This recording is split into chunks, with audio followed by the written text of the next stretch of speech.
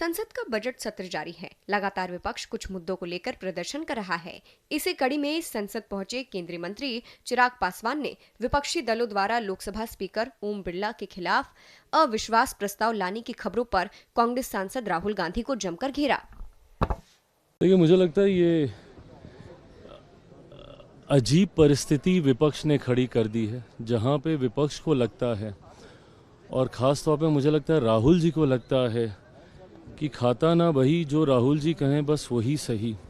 सिर्फ एक बात को लेकर राहुल जी की जिद ने पूरे सदन का ये बजट सत्र पूरी तरीके से वॉश आउट कर दिया। और तकलीफ मुझे इस बात की है कि भाई आपने अपनी वजह से अपने साथियों तक को नहीं बोलने दिया। विपक्ष के पास ये बहुत बड़ा मंच है अपनी बातों को रखने का। ऐसे में कई राज्यों में चुनाव हैं, कई क्षेत्रीय दल हैं जिनको मौका ही इन्हीं सब विषयों पे मिलता है। राष्ट्रपति जी के अभिभाषण पे खुल के सारी बातें उस दल के नेता करते हैं, बजट पे सारी बातें खुल के उस दल के नेता करते हैं। ऐसे में एक ऐसा नेता प्रतिपक्ष इन लोगों ने चुन लिया है जो अपनी जिद की वजह से किसी दूसरे क्षेत्रीय दल को भी बोलने का मौका नहीं दे रहे हैं। ऐसे में मैं मानता हूं कि लोकतंत्र की गरिमा मर्यादा को तार तार करने का काम विपक्ष के द्वारा लगातार किया जा रहा है।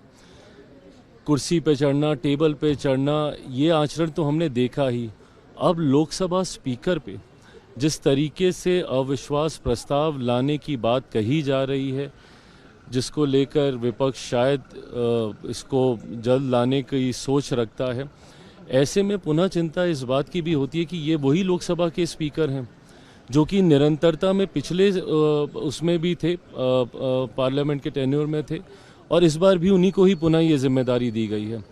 ऐसे में जस्ट बाय द वर्च्यू की आप अपनी बात कह नहीं पा रहे। मैं ये कतई नहीं बोलूँगा कि इनको बोलने का मौका नहीं दिया गया, रिपीटेडली इनको बोलने का मौका दिया गया है।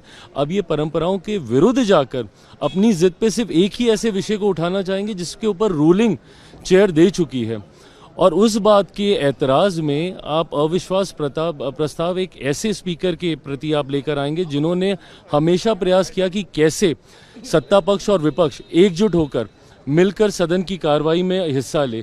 फर्स्ट टाइम मेंबर पार्लियामेंट को बिना ये सोचे हुए कि सत्ता पक्ष का विपक्ष का है, स्पीकर साहब ने मौका दिया, हर किसी को बोलने का मौका दिया। आज जिस तरीके से उनके खिलाफ विपक्ष एकजुट होने की सोच रख रहा है, मुझे लगता है ये निंदनीय है।